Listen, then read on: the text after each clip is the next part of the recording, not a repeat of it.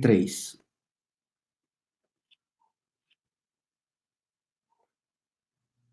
A palavra do Senhor diz assim: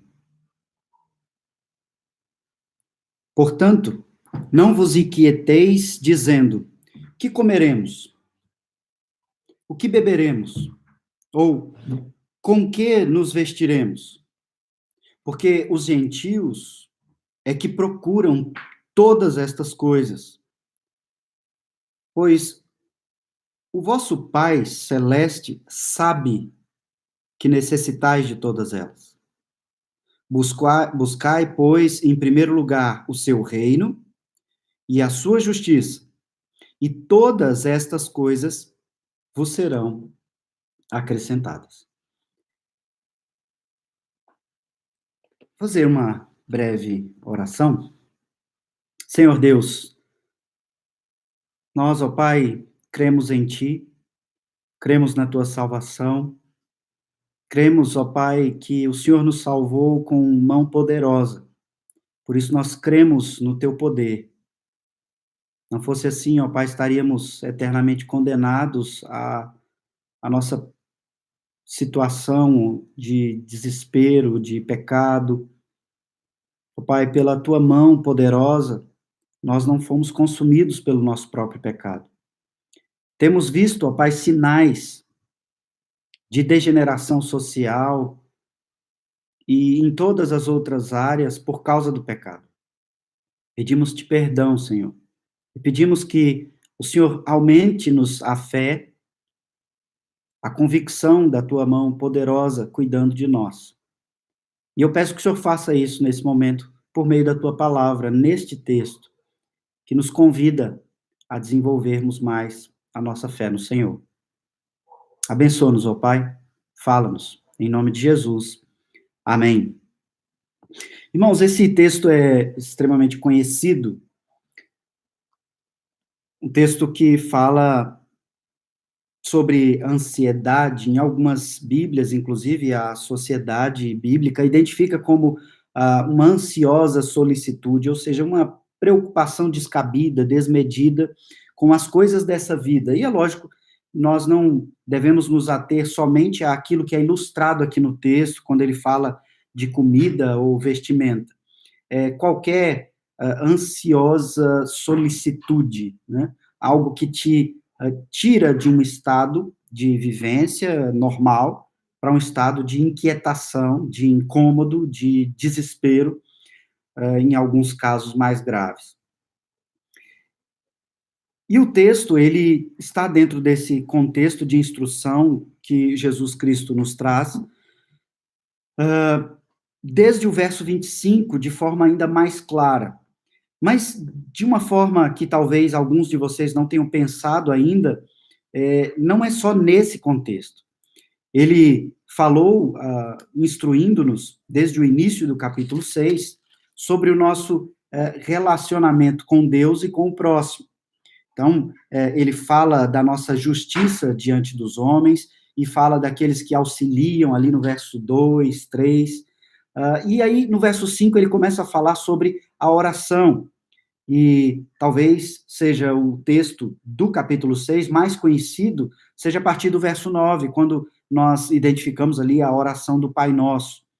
Veja, Jesus Cristo está nos instruindo sobre a nossa relação com o próximo e com Deus, sempre deixando claro que essas duas coisas, elas estão agindo nos nossos corações, na nossa santificação, na nossa vida, ao mesmo tempo.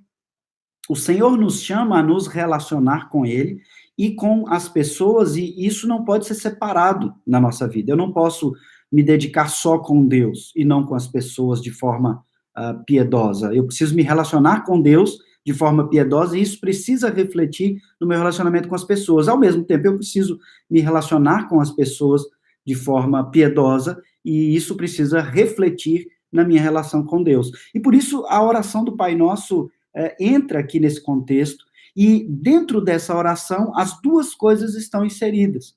Quando, por exemplo, ele diz que os nossos pecados devem ser perdoados, assim como nós temos perdoado ao próximo.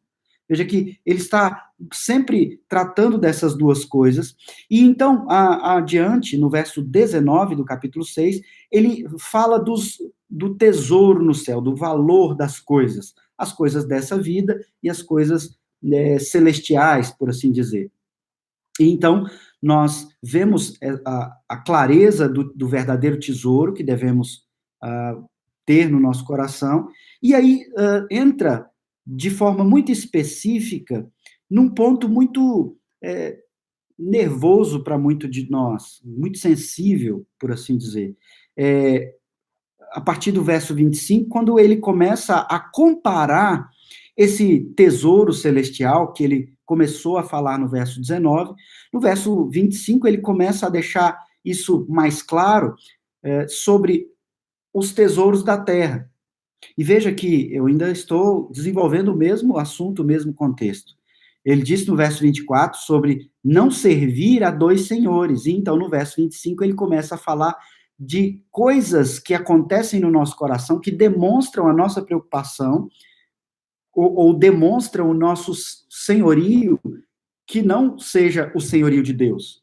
Há algumas outras coisas que levam a nossa emoção, a nossa dedicação e, no contexto bíblico, levam a nossa paixão, né? O sentido pecaminoso dessa palavra, em todo o contexto bíblico, ela tem uma conotação errada, as nossas paixões. E aqui, então, ele começa a falar das preocupações com esta vida que nos roubam a dedicação com a vida celestial. Veja, amor a Deus, amor ao próximo, amor às coisas, a esta vida, em contrapartida ou trabalhando contrário ao seu amor a Deus. Então ele começa a falar de ansiedade e de as coisas que nos fazem entrar nesse estado de ansiedade. E eu não li todos esses versículos, apenas expliquei aqui para vocês, porque é um texto muito conhecido de todos nós, mas eu li apenas o verso 31, quando ele, então, nos dá uma diretriz muito clara, que eu espero que tanto te conforte nesse momento, nessa fase, independente das circunstâncias em que você se encontra, porque o texto é aplicável independente da circunstância, mas eu espero também que esse texto te exorte.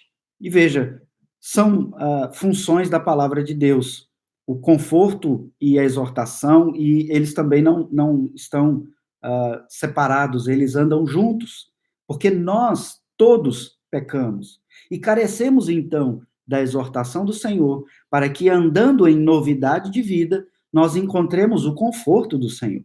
Porque o conforto do Senhor vem a nós por meio do senhorio dele em nossas almas, em nosso coração, nos nossos sentimentos. O senhorio dele estabelece o comando da nossa vida. Ele é o nosso rei? Não? Ou sim? O que te governa? Quais são as coisas que têm governado os seus sentimentos? Quais são as coisas que têm te feito pecar contra Deus porque você ama demais essas coisas? É disso que o texto trata. Verso 31 diz: portanto, não vos inquieteis, e aqui a palavra inquieteis, entenda, não estejais em agitação de alma, não fiquem preocupados além da conta, não fiquem ansiosos demais, dizendo: o que comeremos?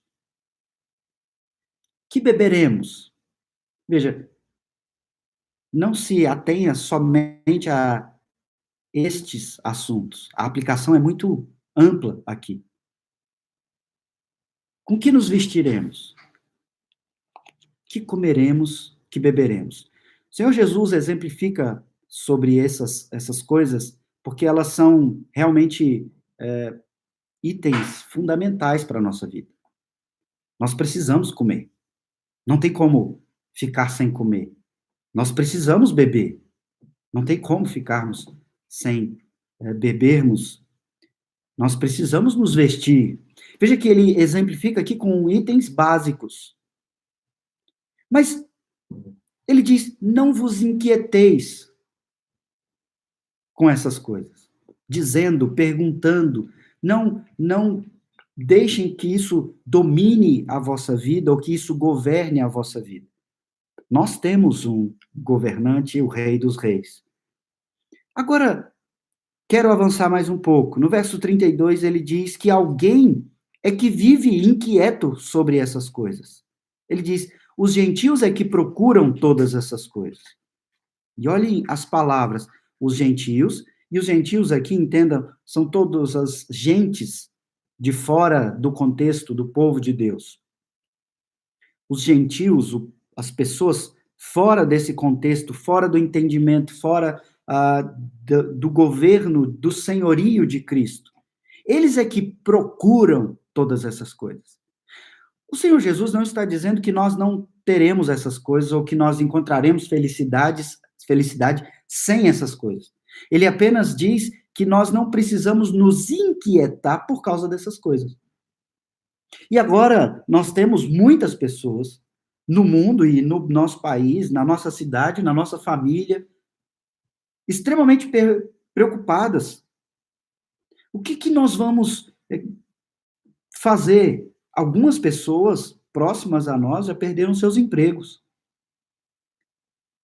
Algumas pessoas estão muito preocupadas com a saúde, com a doença. O que será de nós? O que será do nosso país? O que será das nossas vidas? O que será da nossa igreja? Nós não estamos podendo cultuar convencionalmente, ou como Deus estabeleceu que nós cultuássemos. O que será de nós?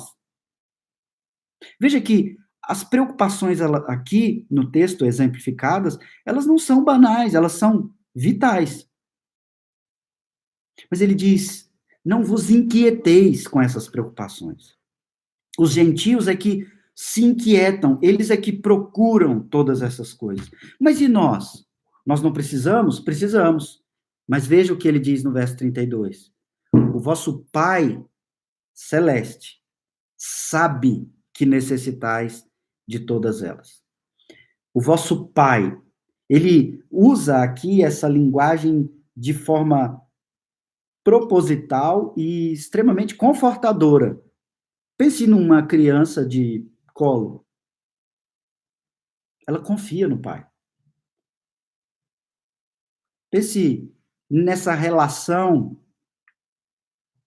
quando correta, de um pai com o filho. Ele provê, ele cuida. Os pais é que estão ali cercando e protegendo, cuidando da vida, dando tudo que uma criança precisa. Ou ao menos deveria ser assim, e nós sabemos que o pecado também tem estragado, mas quando nós falamos de Deus, ele é o Pai perfeitamente, de forma correta. O vosso Pai, ele sabe. E aqui, essa palavra sabe não é alguém que, de longe, talvez saiba um pouco do que você precisa, alguém que tem uma ideia. Não, a palavra aqui é, ele conhece profundamente o que você precisa. Ele sabe que necessitais de todas elas. Ele sabe que essas coisas são importantes. E ele sabe profundamente que essas coisas são importantes. Ele sabe mais do que você a importância dessas coisas. Porque nós temos nos preocupado ou temos tido uma relação com essas coisas muitas vezes errada, porque nós não sabemos nos relacionar com elas como convém. Mas ele sabe que necessitais de todas elas. Veja, nós já temos aqui duas palavras-chave que precisam nos confortar, nos orientar, nos exortar.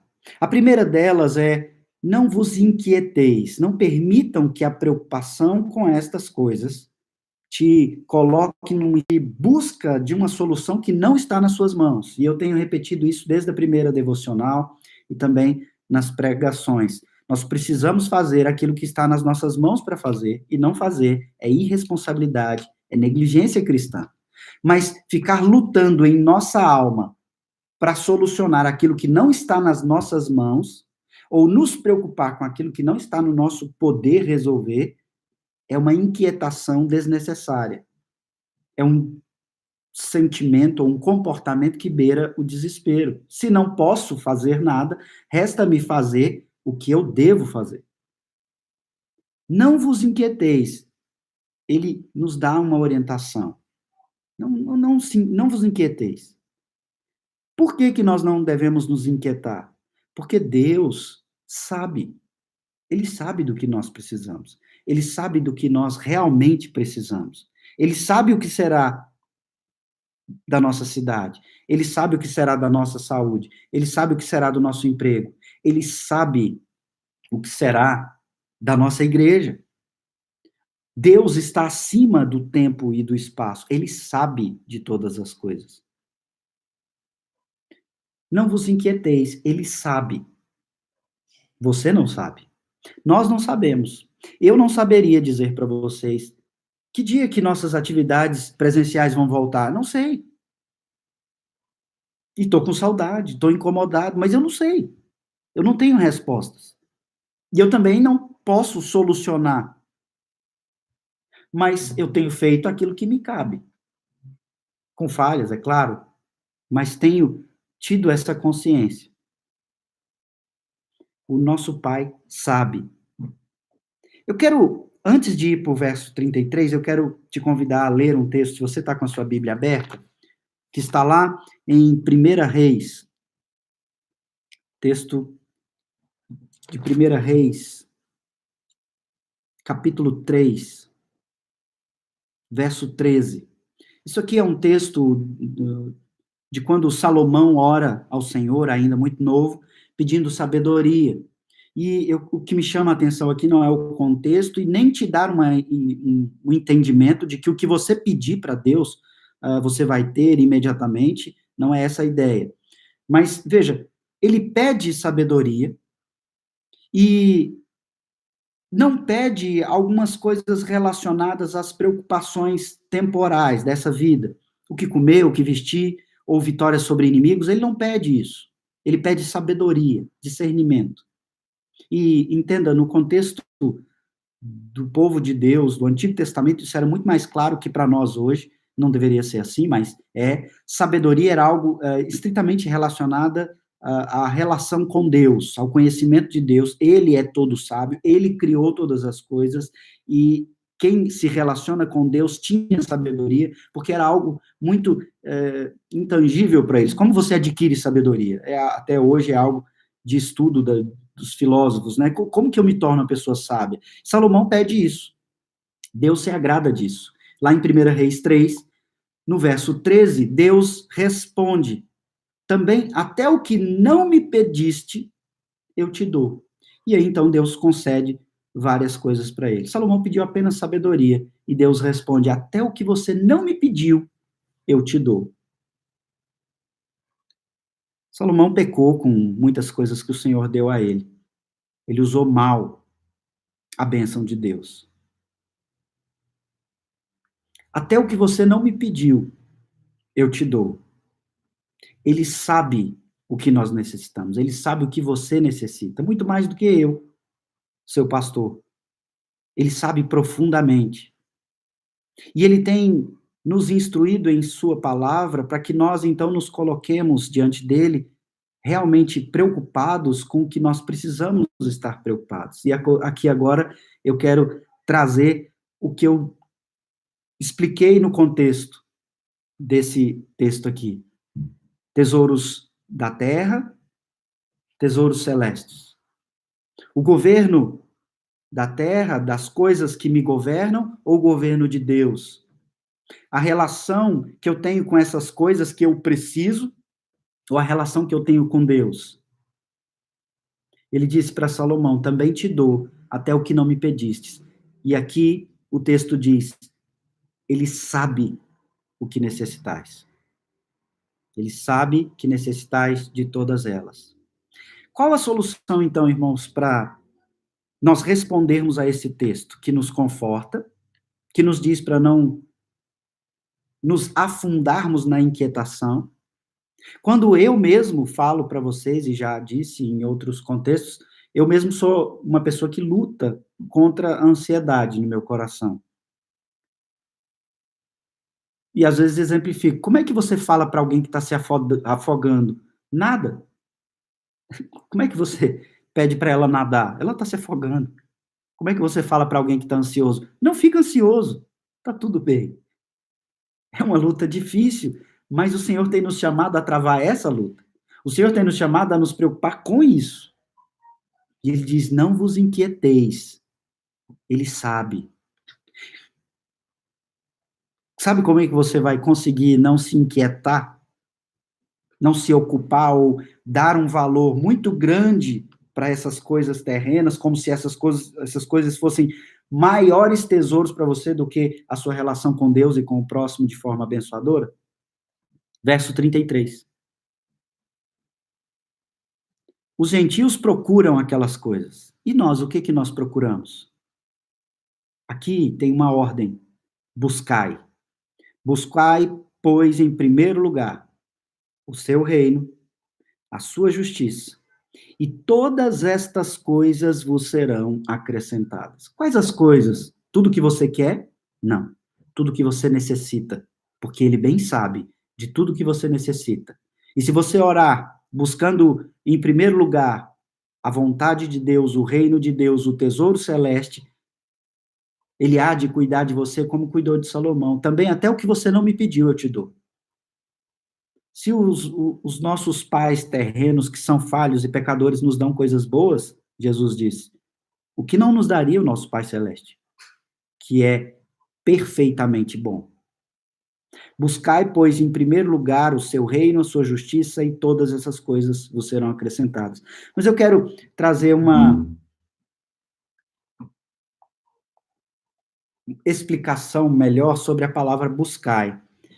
Ela está escrita aqui no texto original, uma forma que nos dá a entender que nós não buscamos só uma vez, como agora no problema. Eu busco e pronto.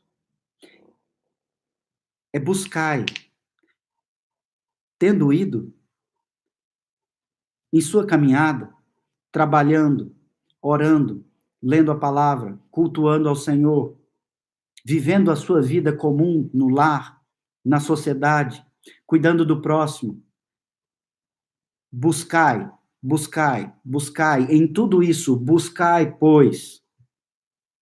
Buscai de contínuo. Não busque uma vez no momento de crise. Busque de forma contínua. Buscai, pois, em primeiro lugar, o seu reino. Ele é quem te governa, ele é o rei. Busque o reino dele. Ou você há de confiar no reino terreno? O reino terreno vai te dar bolsa, o reino terreno vai te dar uma perspectiva melhor?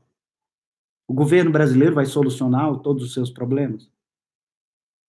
Buscai, pois, o governo celeste, o reino celeste. Você vai depositar suas esperanças na justiça terrena? Buscai, pois, o reino do Senhor, a justiça do Senhor, e as coisas que você precisa vos serão acrescentadas, as coisas que você necessita vos serão acrescentadas. Ele é vosso Pai e ele bem sabe do que você necessita. Essa é a grande resposta sobre essa nossa luta, irmãos. E eu não quero que você pense que você está em pecado profundo, se você se encontra em alguma aflição, alguma preocupação, todos nós estamos. A ideia não é aqui fazer um julgamento temerário, mas um apontamento daquilo que pode estar te roubando algo importantíssimo nesse momento. A sua fé, a sua confiança em Deus. Exercite-se nisso. Eu acredito que você tem tido mais tempo, independente da sua área, se não, os que estão ligados à segurança e à área de saúde realmente estão sem tempo, mais do que antes. Mas use o seu tempo, busque a justiça de Deus, clame a Ele, como em vários salmos nós vemos o exemplo. Clame ao Senhor. Até quando, Senhor? Clame ao Senhor para que Ele, então, te faça crescer no reino dele, no entendimento do reino dele, na confiança do governo dele. Ore ao Senhor, se alimente do reino do Senhor. Ele é o Rei dos Reis. Podem cair todos os governos, podem se quebrar todas as economias mundiais, pode se inverter todo o quadro econômico, ele continuará sendo rei. E por último, eu quero apenas te lembrar de algo. Você tem fé em Deus? Você é um crente, professo, você tem fé em Deus? Se você crê que ele criou todas as coisas, e que ele enviou seu filho, Jesus Cristo, para que por meio da sua vida e sacrifício e ressurreição você tivesse a confiança de que está eternamente salvo para a vida nos céus. Se você crê que ele te deu tão grande dádiva pela graça, se ele te deu algo que é muito maior, não seria a hora de começar a confiar que ele te dará coisas tão pequenas? Por isso Jesus exemplifica falando de plantas, de flores, de pássaros. Ele está comparando a importância. Ele está nos dizendo que nós somos importantes. Se você crê, é hora de crer agora que ele há de te suster e de te prover tudo aquilo que você precisa. Comece a se exercitar mais de forma fervorosa sobre isso. Que Deus abençoe vocês. Tenham todos uma ótima noite. E que Deus nos encha de entendimento da graça que nos basta, do conhecimento do seu governo, da confiança da sua justiça. Que Deus te abençoe.